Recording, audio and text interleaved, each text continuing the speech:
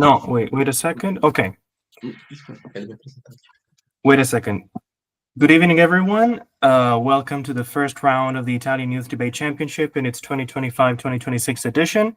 My name is Andrea, and I'll be chairing today's panel for this debate. I ask the other two adjudicators to please introduce themselves by stating their names. Hi, everyone. I'm Stefano. Hi, I'm Michelangelo, and I'll be the third judge of this debate. Thank you. The motion for this round reads, this House would impose a maximum time limit for mobile phone use. On team proposition, we have Majo speaking corner. On team opposition, we have the Lion Kings. I now ask the debaters to please introduce themselves briefly by stating their names, starting from first proposition speaker. Hello, I'm Elisabetta Kalinchuk, the first speaker and reply.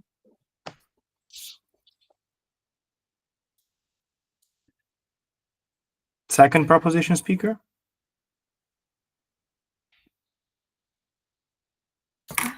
Everybody.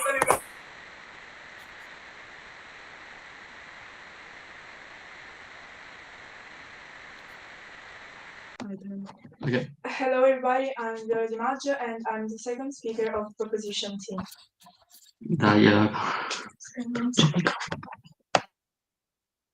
Thank you. Third proposition speaker. I'm Niccolo Felletti. I'll be the third proposition speaker for today. Okay, what about opposition?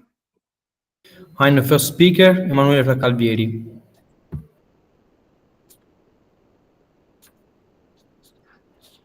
Second opposition speaker.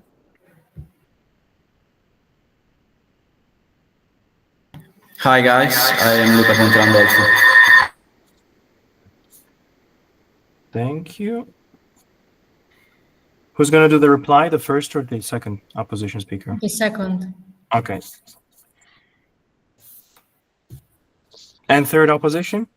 Good evening, I'm Nicole Fiorentina, and I will be the third opposition speaker. Okay, thank you very much. Without further ado, I think we can start the round. And I give the floor to the first proposition speaker. Whenever you're ready. In a world where our most valuable resource is human attention, it has been a real problem because it's been neglected and destroyed by devices designed to keep you scrolling rather than living your real life. Let me start by explaining why we are absolutely supporting imposing a time limit for mobile phones. So let's start talking about who is impacted by this motion. By this motion, they are impacted especially the present and future working class. What does it mean? Teenagers who will soon be workers and the ones that already work. So, how socials were born to be used for social interaction, and that at first was useful because you could talk to people who were not there. But with time, CEOs of social media understood how to make more profit on social media, how to make some mechanisms and some algorithms that keep users attached to their phone, and that makes them profit, makes them make more money. So creating these algorithms means that people spend usually 5, 6, 7 hours a day on their mobile phones. This impacts their mental health because they constantly see faces and people who are not real.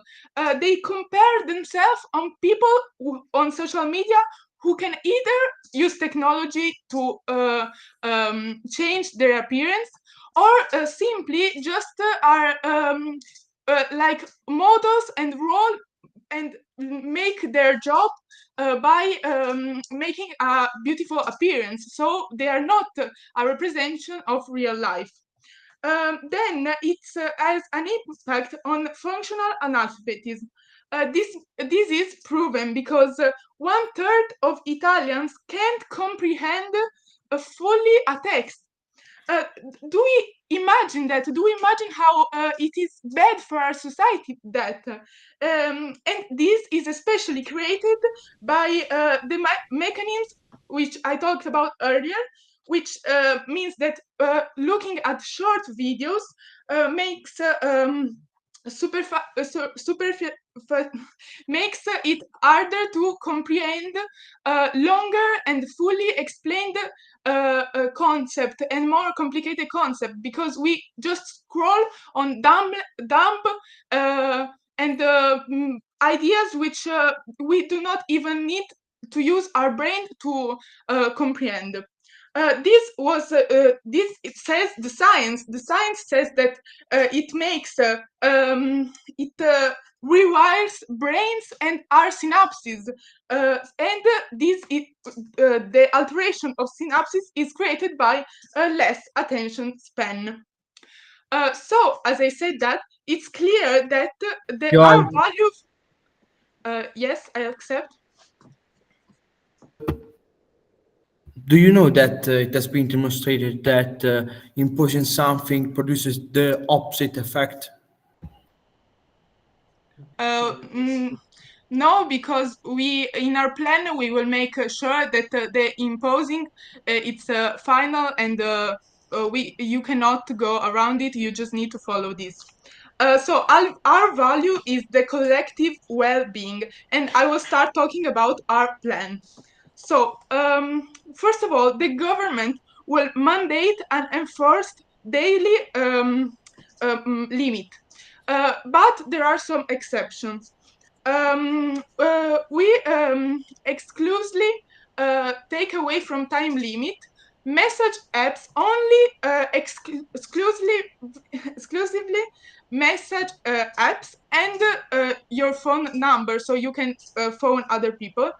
And we take away health necessary apps and work critical apps. Also, governments can approve time limit for those who prove that they need it for work.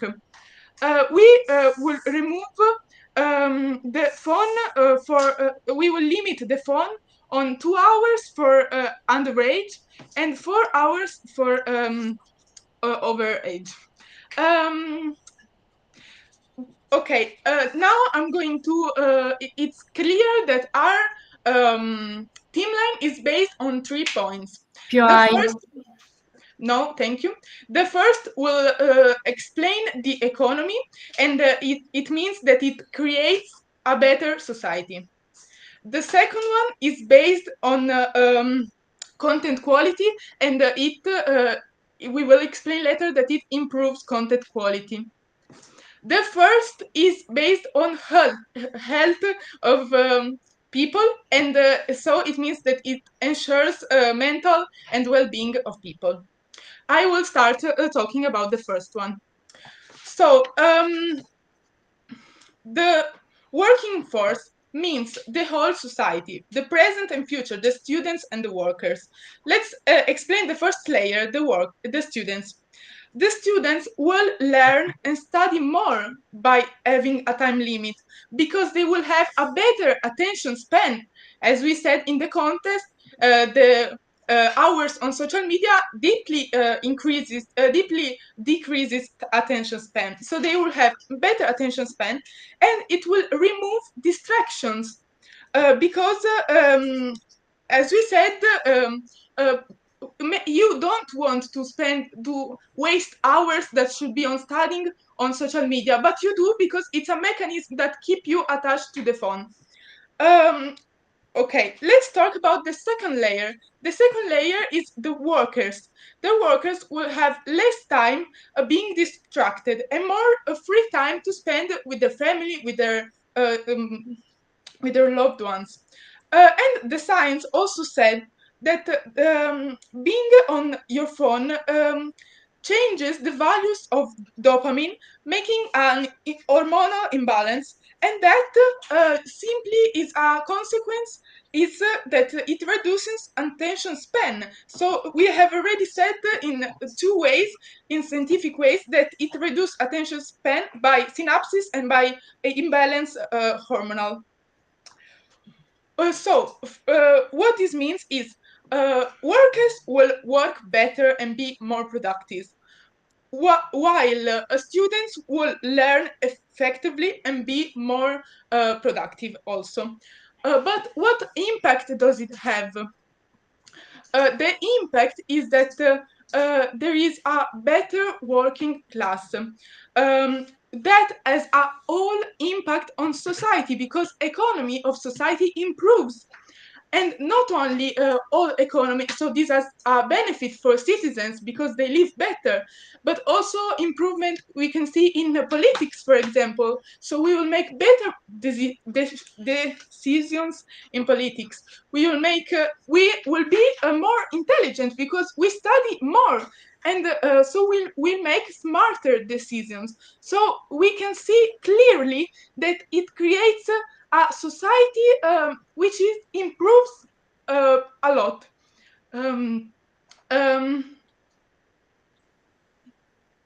So to link back. Time's up. I'm sorry. Time's up. Okay, thank you. You spoke for 8 minutes and 40 seconds. Thank you for your speech. Sorry, can we just get like the bings to keep the time as well? If it's Yeah, not the an issue bells, with you, so, the ringing bells. so that we can time ourselves. Didn't you hear them? I No, think no, we didn't I'm hear gonna we didn't hear anything. increase the volume. Okay. Thank you. All right. If the adjudicators are ready, I give the floor to the first opposition speaker. Okay. Panel, today we strongly oppose what proposition team has said till now about the motion. This house would impose a maximum time limit for mobile phone use. As the first speaker, I will be laying the foundation of our case by presenting our framing and the first argument. Our second speaker will continue with further arguments and rebut the proposition's case. Our third speaker will summarize the debate, engage in deeper refutation, and reinforce why opposition wins today. The main problem that brings us here to debate this motion is dependence. Nowadays, many people are experiencing this problem. Teenagers and more vulnerable people are particularly affected. In fact, as the proposition has said, the average time adolescents spend on their phone is, on average, exponentially higher than adult. For teenagers, it's about 5-6 hours per day, while for adults, 3-4 hours a day. So it's no wonder that adolescents. So that's a relevant number. The proposition claims that the best way to solve this problem is by imposing a maximum time limit for mobile phone use. And we say that it isn't it doesn't solve the problem. First of all, the first speaker of proposition hasn't defined how to impose a maximum time limit. Who should impose this limit, and what will be imposed? Moreover, in the first argument, you have talked about mental health problems, but it has been demonstrated that imposing something isn't efficient in this case. It produces the opposite effect. And now I'll start presenting our timeline. That is, our solution brings more benefits than citing. It doesn't address the problem at its roots, even if it would worsen than status quo. Now I'll develop our first argument. I'll demonstrate that our world would bring more benefit. First of all, it is undeniable that if we impose a maximum time for mobile phones, the actual result is that we don't really solve the problem, because if we want to eliminate a dependence and addiction, we have to decrease gradually what is the cause of dependence. While they say that this is the best solution, we claim that our model is better. In our model, our goal is to point on the quality of the use, not on the quantity. So we aim to teach people how to use phones, not how much to use phones. First of all, we will provide schools with an education that teaches just so, because doing so since people are young can solve most of the problems from the moment that the young are the future adults, as also you have said. Additionally, better education about this topic since the early stages could help eradicate this problem, even in children, setting them on the right path from the start. Point. Yes, accept. Well, if your role model is based on schools and effectively educating young people, then how do you improve and solve the problem that we have in the workforce right now, even from people going from 20 all the way up to 60 with their attention span and the functional alphabetism? Please engage with this. Thank you. Yes, I explained this just now. We have talked about another stakeholder that are older people, and so adults. And as said previously, they're not the the main problem, because while teens use phones about 6 hours a day, they use phones like 3-4 hours a day. But even them could experience phone addiction, and we will solve these problems by introducing voluntary courses that would not be imposed to them and would once again teach how to use correctly their phones without exaggerating. So just imagine how the differences between our two roles. And in our world, we would have more benefit. Our solution brings more benefit because teaching is more efficient than imposing. And so, for these reasons, we are proud to oppose.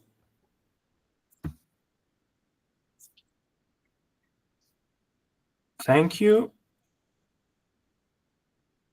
Your speech lasted 5 minutes and 31 seconds.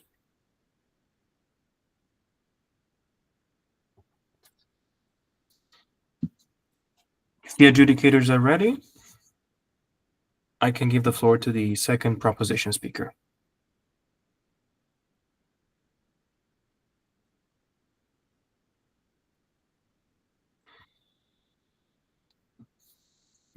Yeah, I'm ready. Great. Then the second proposition speaker has the floor.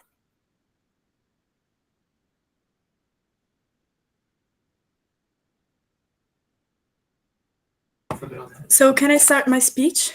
Yes?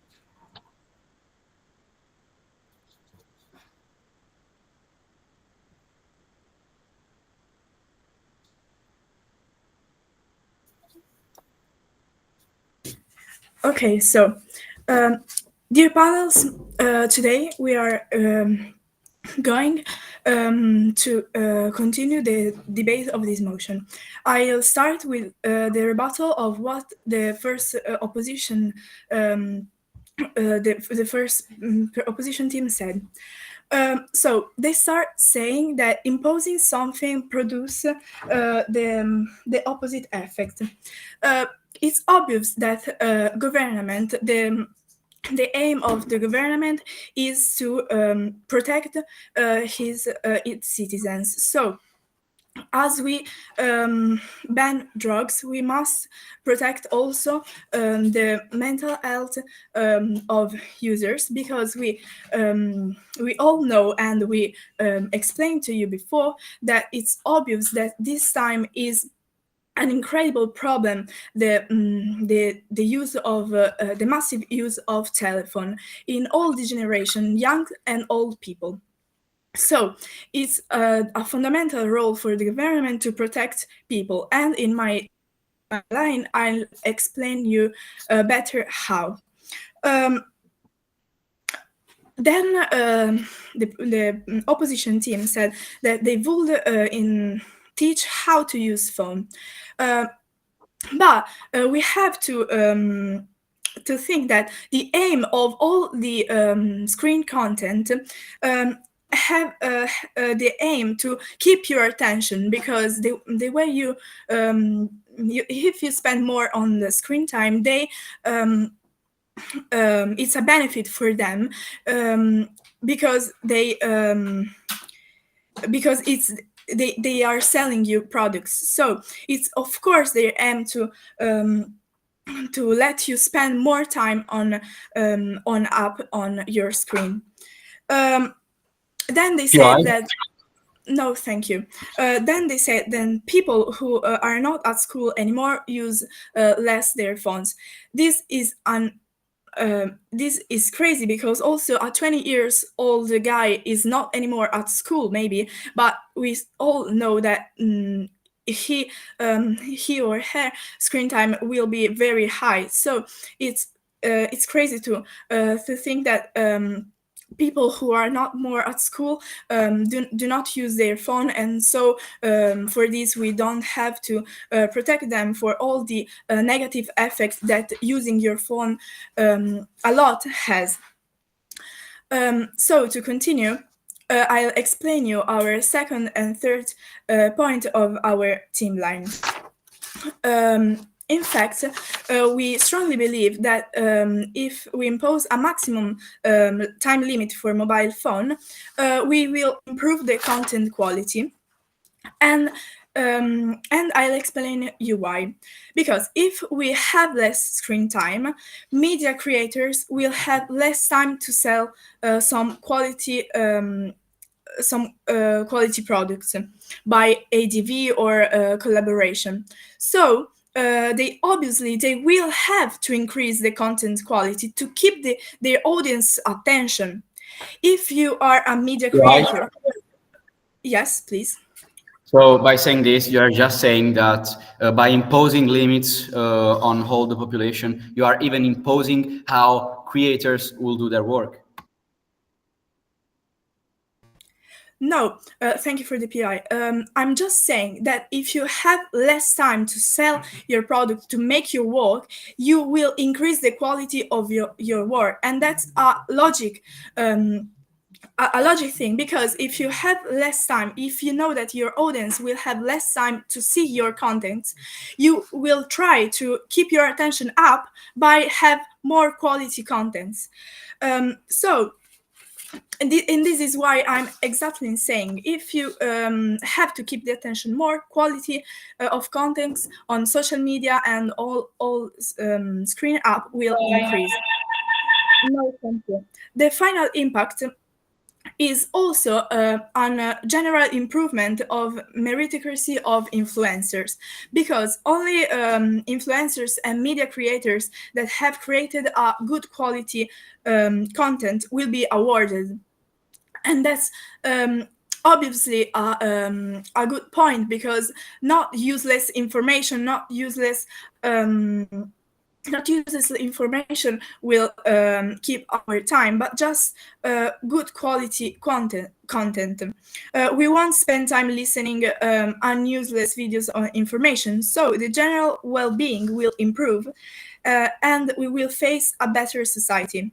If the quality increase, so there will be less negative effect on the user's mental health. And this links us to our third point of our team line, which is on mental health. In fact, if you have less time to spend on your phone, you use your screen time in a way more conscious. You will search more quality content. You will try to do your best to use your phone in a way that help you. And at the same time, people, if we use less our our phone, we will spend more time out, socializing more, and Right. Why would Yes. why would it be better to make these people responsible rather than forcing them to be the same telephone addicted, but only for a number Sorry. of hours a day? Sorry, can you repeat it because I didn't listen? The Yeah. audio is low. Thank you. Why wouldn't it be better to make these people responsible rather than forcing them to be the same telephone addicted, but only for a number of hours a day? We are just saying that by reducing the time that a person has on his screen time, we will encourage him to spend more time out and have a more quality activity rather than being just on phone by scrolling on app or video games. So the big impact of all of this is the standard of living will also switch back to a more realistic one, because we will see less fake standards, and we will switch back to more realistic standards as they were before the use of mobile phone. So the mental health of users become better because standards of living become more realistic. No more crazy standards of living to follow and less useless information we will memorize from our brain. So these obviously have positive impact because there will be less case of depression, anxiety, fear, and all those factors that, as we explained to you before, the use, a massive use of our phone, have on our brain. So to link back to our line, we strongly believe that government should impose a maximum time limit for mobile use phone, because it will immediately create a better society, and it will improve the type of information that we see and read every day, and it also we have positive effects on mental health and personal well-being. Thank you for listening. Time's up. Thank you. Thank you for your speech. It lasted 9 minutes.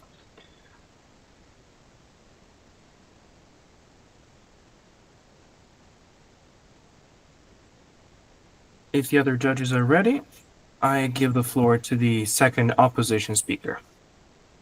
Whenever you're ready. Just one thing. I can't hear the ring of the bell during the debate, during the speech. Can't you? Because it's maximum volume. Do you all have your own timekeepers? Yes, I have my own timer. What about the debaters? Do you all have your own timekeepers? It's the maximum volume. I can't do more than this. If you do, we can just continue with your own timekeepers. Okay, fine. So I'll give the floor to the second opposition speaker. Okay, can you all hear me? Yes. Okay, so just a second. My speech will start in 3, 2, 1. Okay, panel. I would like to start my speech doing the rebuttal of what the first speaker of the proposition team just said. So the first speaker, we are according to the fact that we have a problem, and that's okay, but the proposition just told us they will limit phone use to 8 hours a day. I mean, 8 hours, that's not even a real limit. That's a full day on your phone. So what's the point of this policy? If you can still message, call, and use essential apps, then it's doesn't actually change behavior. It's symbolic, a rule that looks serious but achieves nothing. And then they talk about dopamine, about addiction and brain chemistry. But you don't fix dopamine regulation by turning off someone's screen after 8 hours. That's not science, that's guesswork. Addiction isn't cured cured by restriction. It's cured by understanding why people feel the need to stay online in the first place. So their policy is confused, too weak to solve the problem, too controlling to respect freedom. It doesn't fix addiction. It just frustrates users. Another illusion of action instead of a real solution. The first speaker even refused my teammate PUG by saying that education hasn't got sense and we just have to impose a limit. That says everything. And then the rebuttal of what the second speaker said in her speech. So the second speaker seems to believe that by limiting time on social media, the content itself will somehow improve, as if algorithms suddenly become ethical just because we spend less time scrolling. That's completely unrealistic. The problem isn't how long we look at toxic content. It's that this content is designed to be addictive and manipulative. Time limits don't reform those systems. They just reduce our exposure without fixing the real cause. And more importantly, they are only focusing on social media. But mobile phones are much more than that. They're tools for education, for work, healthcare, and communication. Their policy completely ignores these uses and treats all screen times as equally harmful. It's a narrow, one-dimensional approach, no thanks, I'll take the POIs later, to a complex digital world. You don't solve a systemic design problem by cutting minutes. You solve it by changing the design itself. So I'll go on with my argumentation. No, I'll take the POIs. If you all want. Sorry, we actually believe that you've confused our plan. We clearly stated that we're going to keep a limit of 2 hours a day for youths and 4 hours a day for adults. And we've said that we're excluding working apps and healthcare apps and safety apps from this limit. So your whole first mission for rebuttal are useless. Thank you. Okay, I got your point. And I'll explain this with my third argumentation, so just wait. I'll go on with my second argumentation, the first of my speech, by saying that he doesn't address the problem at its roots. Panel, let's be clear from the start. The proposition policy doesn't solve the problem. It claims that imposing a maximum time limit on mobile phone use will solve the problem of overuse and addiction. But this is superficial and ineffective response that completely ignores the real roots of the issue. Let's start with the core misunderstanding. Overuse of mobile phones isn't simply a matter of time spent on the device. It's about why people are using it excessively, and that has to do with mental health, social pressure, and the design of the digital platforms, as the proposition team actually said. The real causes are psychological and structural. If people feel lonely, anxious, or pressured to stay online for validation, for example, limiting their phone time won't fix those emotions. It will only make them feel more isolated and frustrated. The same applies to social media addiction. It's driven by algorithms and notifications that manipulate users' attentions. A time limit doesn't reform those systems. It just punishes the user for falling into a trap created by tech companies. Furthermore, the policy assumes that all screen time is harmful, but that's false. Phones are used for education, work, news, health apps, and even therapy. Treating every minute on the phone as a potential danger shows us a total misunderstanding of how integrated technology is in modern life. No thanks. It's not the quantity that matters, but the quality of digital engagement. Let's compare this to a health example. If someone eats unhealthy food, you don't ban eating after a certain number of minutes. You teach them the nutrition. Similarly, the right response to phone overuse is digital literacy and awareness, not legal restriction. Governments should invest in education programs that teach young people healthy digital habits, not punishing them for using a tool that society itself has made indispensable, by failing to tackle the true causes. Social media design, lack of education, and mental health. This measure is just a cosmetic fix. It looks good on paper, but it doesn't change behavior in any sustainable way. When the limit ends, people will go right back to the same unhealthy patterns.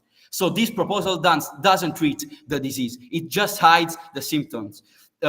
instead of focusing on control, we focus on understanding, awareness, and empowerment. That's how you solve the problem at its roots. And then the third argumentation, it will worsen the status quo. Firstly, this policy would increase frustration and stress, especially among young people. If someone uses their phone for both personal and academic purposes, messaging friends, studying or accessing online lessons, how could they fairly divide that limited time? Imagine being cut out of in the middle of a school project or while contacting a family abroad. Instead of improving digital habits, it will push people to find hopeless or use multiple devices, creating unhealthy anxiety around technology rather than balance. What's the result? People wouldn't become less dependent. They'd become obsessed with managing time limits instead of managing their well-being. And secondly, it will worsen the inequality. Time limits sounds neutral, but in practice, they punish those who rely on mobile phones the most. People without access to computers, books, or stable internet connections. For many, especially in low-income or rural areas, a smartphone is not a luxury. Is a luxury, but their only tool for learning and social connection. Imposing a universal limit ignores these realities and deepens the digital divide between the privileged and the disadvantaged. Thirdly, it could even harm mental health. The proposition assumes that phone overuse is the main cause of the stress and isolation. But in fact, many people use their phones to cope with those feelings. For someone who feels lonely, a forced disconnection doesn't heal them. It isolates them further. The sudden restriction may trigger frustration, guilt, and withdrawal symptoms similar to addiction, making the situation psychologically worse than before. Concluding, all this worsens anxiety, deepens inequality, and distracts for genuine reform. The goal should be digital responsibility, not digital punishment. If we truly want to help people, we should focus on education, awareness, and mental health. These three, not arbitrary limits that make life harder for everyone. Thanks. Thank you. Your speech lasted 8 minutes and 19 seconds.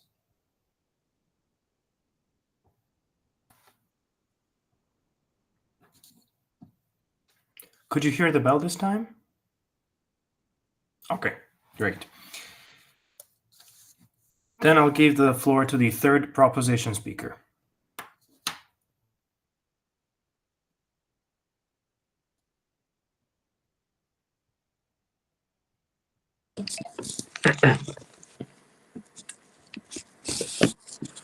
Whenever everyone's ready, let me know. 1, 2. Yeah, I'm ready. All right. My speech starts in 3, 2, 1. Panel, please note that the whole time team opposition has been purposely ignoring our plan and pushing us into squirreling and trying to make points on inequalities, on the fact that people are going to use their phones for education, healthcare, and all of that stuff. They've been completely ignoring our plan. As a third speaker from team proposition, it is my duty now to make things fair for everybody. I'll bring to you points of negative rebuttal, points of rebuilding for our team, and then we'll analyze the crash points. But let's start from this. Let's start from the very thing that second speaker opposition finished the speech on. It promotes inequalities. How does it promote inequalities if we're in a situation where we have said that within our plan, healthcare, instruction apps, and apps that are needed for personal safety and communication strictly with people that you need are going to be excluded from this time limit. They're just completely ignoring this point and are basing half of their whole speeches. Please note that half of the second opposition speaker speech was based off of this false assumption that we clearly stated in the first proposition speech. So they just keep trying to push this thing on you. Don't fall for this trap. We clearly stated that this is not the case.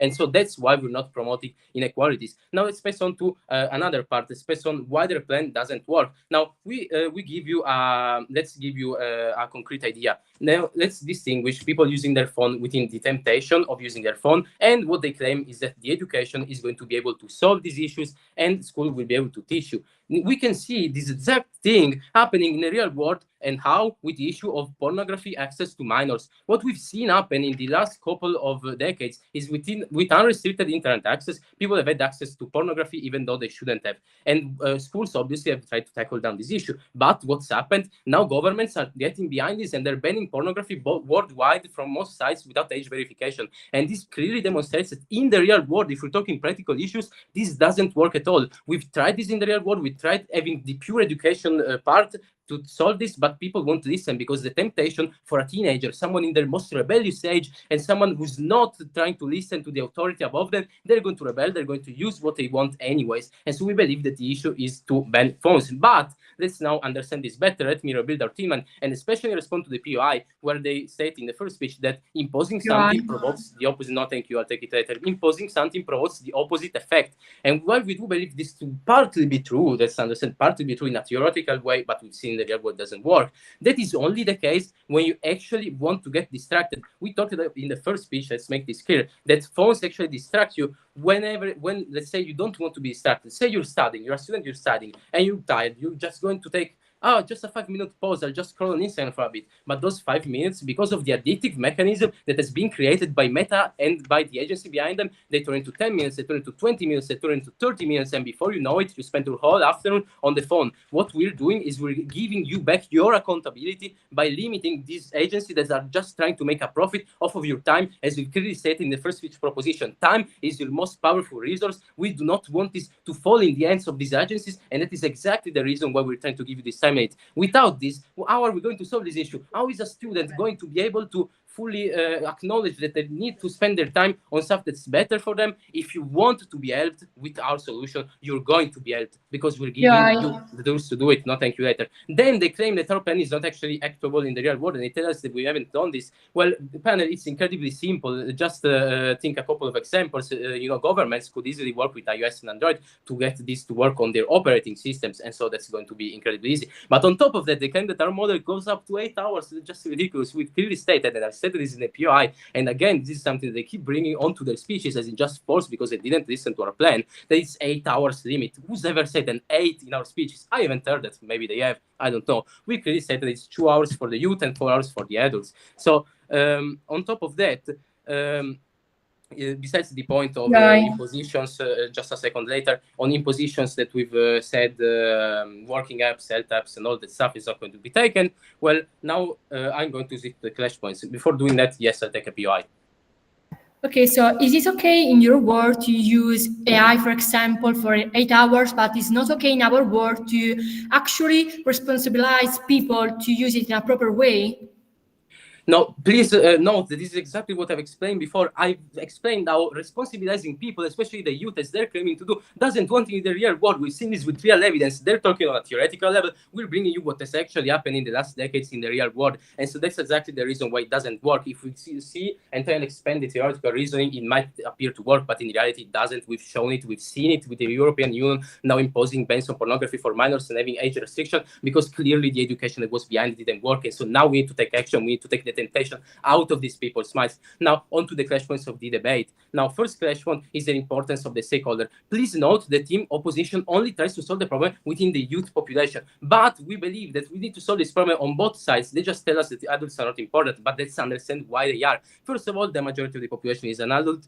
That's just intuition pump, incredibly common. You know that, we all know that. But on top of that, why are adults more important even than youth? Adults are more important because they have the ability to vote. And if they have the ability to vote, they have the ability to concretely change our society. Now, with that comes a great responsibility. If we allow adults to be taken from fake news online to spend most of their time on the phone, and they do spend most of their time on the phone, please don't tell me you've never opened an Instagram comment section and seen all of those boomers, we call them, commenting dumb things on there. They clearly do also scroll on Reels just like the youth. If we give them this temptation to them as well, we don't take back and try to help them come away from the phone, then all of this information is going to stay in their mind, and it's going to influence the way they take decisions and the way they vote. And on top of that, please understand that the data that we brought to you in the first speech, the 1/3 of the population being dysfunctional analphabets, is actually taken on the adult population. So how is that not going to matter if the main issue is literally studied in adults, and adults are not able to fully comprehend a text, which is an issue, no thank you, is an issue that we're fixing, and we're giving to you a solution, which then is going to lead to obviously adults being better informed, having better working brains, whereas team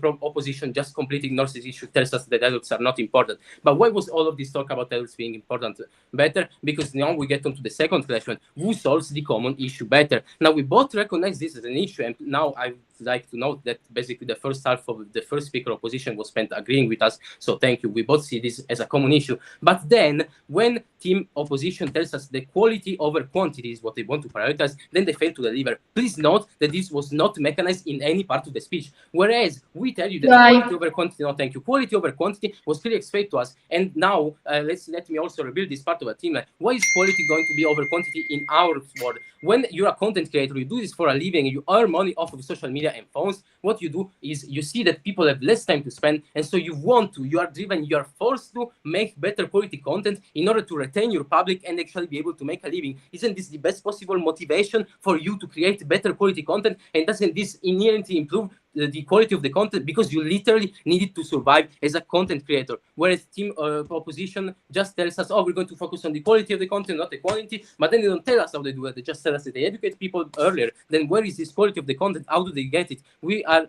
not seeing this mechanized. But on top of that, why do we solve the common issue better? Because the team opposition only recognizes 1/3 of the problem. They only recognize the youth as part of the problem, and they think that by educating them, we're going to solve the whole problem. Well, we clearly explain to you that by educating everyone, while taking away the time, some time from everyone that they're going to waste on social media, and thus decrease their attention span and decrease their reasoning capabilities, we are able to fix the common issue for everyone. We're able to address this common issue that's in between both teams, because we take the whole population as our stakeholders. Team opposition just considers 1/3 of the population, and thus fixes 1/3 of the issue. Thank you. Thank you for your fine speech. It lasted 8 minutes and 16 seconds.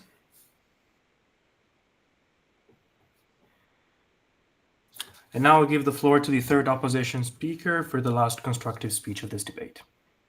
Okay, perfect. I'm ready if you are too. Yes. Okay. So my speech will start in 3, 2, 1. Dear judges, do you want to live in a world where, after 6 hours of mandatory online classes, a medical student, for example, is suddenly blocked from checking her university schedule because she has used her daily phone limit? Or do you want to live in a world where a teenager feels guilty for calling her best friend after a bad day, or where the government decides how much connection you deserve every day? Because that's the dystopian world of restriction, frustration, and artificial control is exactly one proposition proudly presented us today. They have made one huge mistake. They haven't understood the problem, and they definitely haven't understood the people. Today, I will prove you 3 things. First, the plan does not address the problem at its roots. Secondly, even if it did, it would worsen the status quo. And thirdly, but not least, our model, the opposition model, creates real long-term change by educating, not pushing people. And at the end of this round, you will see that opposition model is one of control, while ours one is the word of responsibility. So firstly, let's start from the foundation. So what are we even trying to fix? They claim they want to reduce addiction, but addiction is not how much you use your phone. It's about why you use it. People overuse their phones because of loneliness, anxiety, pressure for validation, or because their studies or jobs require it. So cutting time doesn't solve this problem. It hides them. It's like telling a smoker, you can only smoke for 5 minutes a day. Do they stop? No, they smoke faster. So we haven't even asked them in a PUI, do you know that it's scientifically proven that imposing limits increases the desire to break them? They had no answer at all. And there's, yes. We actually gave you that answer. We told you that if we impose something and people actually don't want to be distracted because they're taken from the addictive social media mechanism, we're actually helping them. That's the answer that we gave you. We didn't not give you an answer. Please Perfect. engage with But this. Thank you. in your model, you have completely ignored the diversity of how actually people work, because a doctor, a freelancer, a single mother, or a student, wherever you want, all use their phones differently. So how can you one arbitrary time limit possibly fit everyone? So who decide what counts unuseful or useless time? Who checks if it is for work, therapy, for fun, and for everything else? And let me be very clear.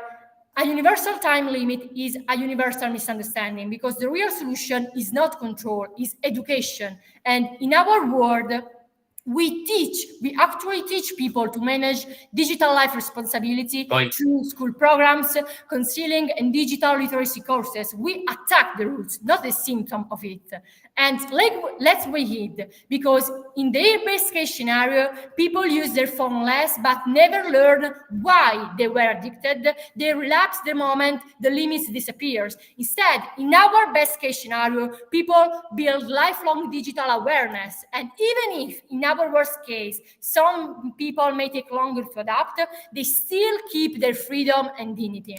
Instead, in theirs, freedom disappears and their sentiments grows. For the government, for algorithms, we don't even understand that. And now let's assume just for a second that their systems somehow, in some ways, actually work. Would the world be better? Absolutely not. It will be chaotic, unfair, and psychologically dangerous. Point. Yes.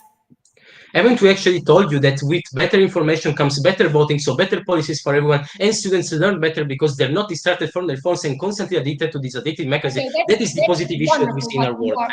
Okay, I understand. That's wonderful. So, for example, you say that for a student, you impose the student to not use their phone, so automatically the students will study more, will be more productive. That have actually no sense, because the student have to learn why he has to study more, not by simply imposing them to don't use their phones for a limit of period.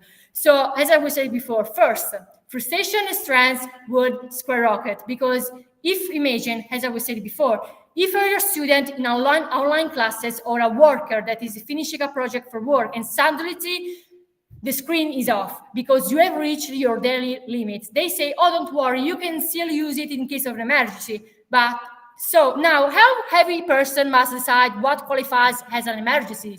A panic attack isn't an emergency. Losing a job email isn't one. Talking to your therapist online isn't an emergency. So this is not safeguard. It's a bureaucratic nightmare. It turns personal well-being into a personal system. And let's be honest, people will cheat. They will use someone else's phones, their computer, or simply disable the limit. So the addiction doesn't disappear, just hides behind the new screens. And second, this policy deepens inequality, because it's easy to impose limits where you have a laptop, books, and stable internet. But what about the students who rely only on a smartphone to study? A limit means pushing the poor for people to be connected. The rich up, the poor people are silenced. And that's not protecting citizens, as proposition is saying. That's excluding them from the modern world.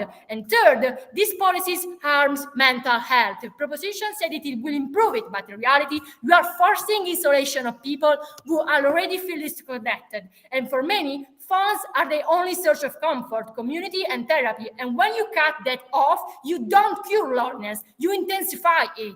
And you have must seen it before, because, for example, when schools this year banned phones entirely, students didn't become more focused.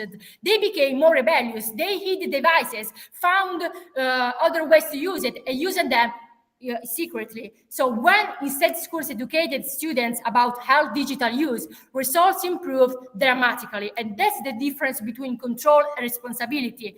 Because in their world, we have frustration, inequality, fake progress, and hidden addiction.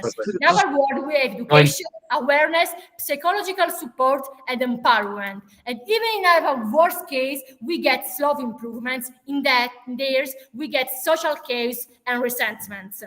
Finally, let's talk about the constructive vision of our world that brings actually more benefits. Point. So, yes. Can you actually explain what's this whole education process that you go through that we don't already go through in schools? Because it's not been so clear and it's something that's already done in status quo. Thank you. Okay, perfect. As I was said before, the problem, to resolve the problem that we both mix there is 6, is not just imposing to a person, to a student, not use your phone, and automatically that student is going to study more, to have better results in their grades. That's not how it works, because in our world, you have to teach them why you should do it, because we give awareness to the people in our world. Instead, in your world, we have a sort of control that actually made worse our status quo. So we don't deny that phone addiction exists. It's real, it's a real problem, but imposing a maximum time limit only creates a society of obedience, not balance. In our world, we act on 3 fronts: education, so digital responsibility taught in schools, understanding algorithm, time management, and emotional awareness. Second, support, so access to psychologists and counselors in schools and communities who help people manage anxiety and dependence. Third, empowerment. So voluntary time, management tools, awareness campaigns, chosen, not imposed. So I did it myself, for example. I once set my own screen limit, and at first I cheated. Honestly, I used another device, extended the time, and what made the difference wasn't the limit. I was talking to a professional, focusing on real-life activity, and that's what changed the behaviors. So while for that, I'm proudly to oppose the motion. Thank you.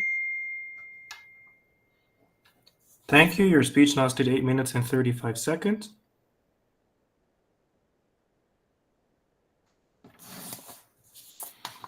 I declare the constructive part of this debate over, and now we'll move on to the reply speaker from opposition.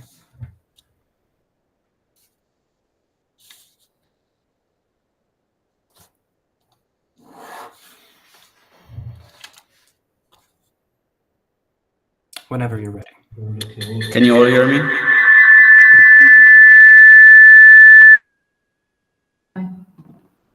Okay, so if you can all hear me, I would like to start my reply speech in 3, 2, 1.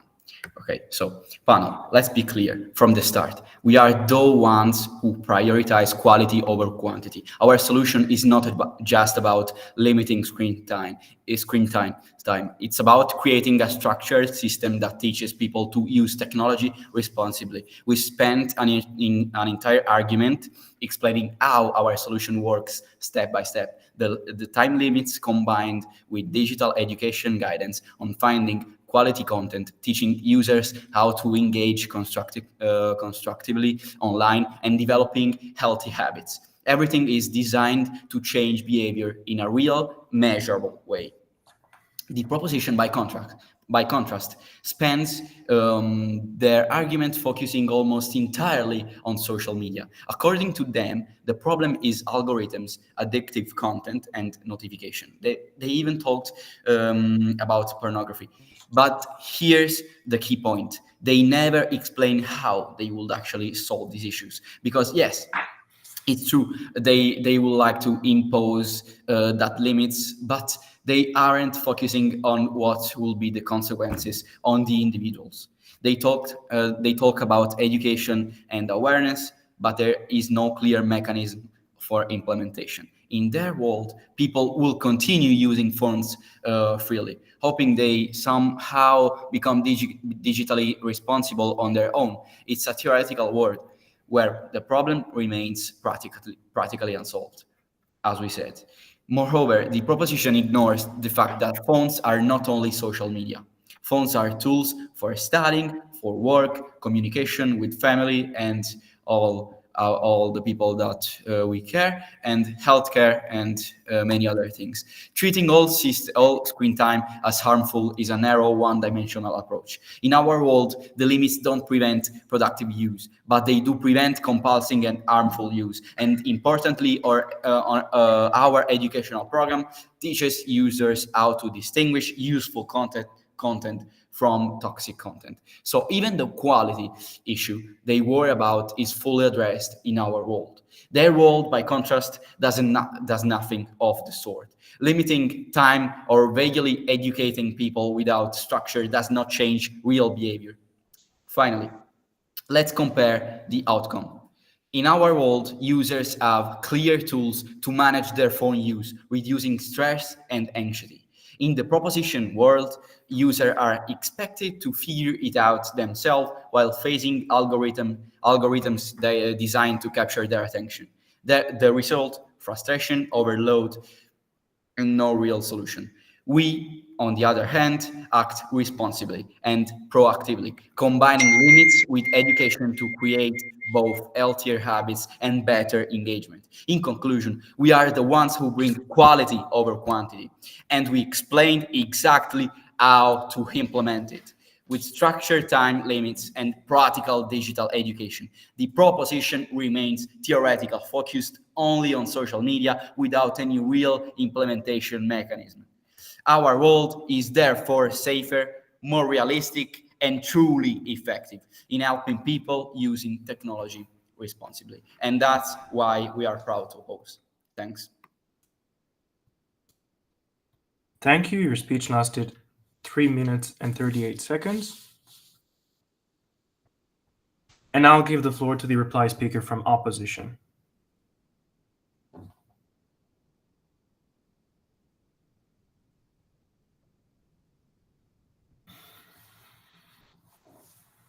Posso con l'audio.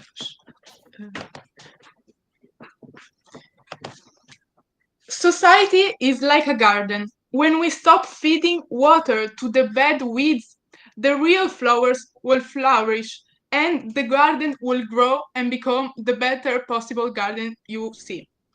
Judges, let me guide you for the last time through what the debate has been and state and show that we clearly won.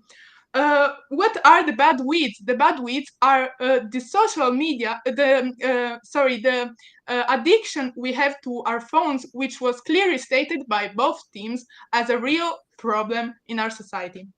The real flowers are social interaction, being better at school, being better at job, but we will talk about it more in all of my speech. So let's see what the opposition team word was described as. First of all, it appears that they are clearly agreeing with us because in their solution, they are saying that structured time limits would solve the problem. Yes, we agree. It's what we said from the first speech. Then they said all the debate that it would create inequality for workers, for students with no access to money and other. But clearly, we already said that it has some exclusions because obviously, if you need your phone to work, you will use it, as we said in our plan. They believe in a society where workers are indifferent. We just care about the young people. We just care about the health and the prioritizing young people. Then they said that it's better to have a control of quality over time, even if we didn't understand how this quality would be improved in any way, any possible way. Then they treated students like they don't know it's a problem when clearly students know that being addicted to the phone limits their attention span, as you said, and limits their focus on school. So they, in their world, students don't actually know this problem. They need to be taught about this in school. So as we said, they just bring a plan where they teach in school things that are already taught in the status quo, but the solution, as we clearly know, it's not there.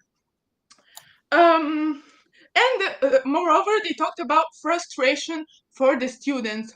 Are we really considering this? Frustration comes from not having social interactions. Frustration comes from staying 8 hours on your phone, as we said, not from having a time limit. then our society is clearly better. We believe that all type of people should feel better, workers and young. We care about the physical and mental health. We care about the quality of people's life. We impose a time limit because there is an emergency to solve a problem that in the status quo is not being solved. In both social, mental, and physical well-being of the whole society. It's clear that in our world there is a better society, a better economy, and there is no equality for everyone. Thank you. Thank you very much. Your speech lasted 3 minutes and 56 seconds. I declare this debate finished. I suggest a round of applause for this debate. And we'll now go to the adjudicators' room to decide on the verdict. Thank you.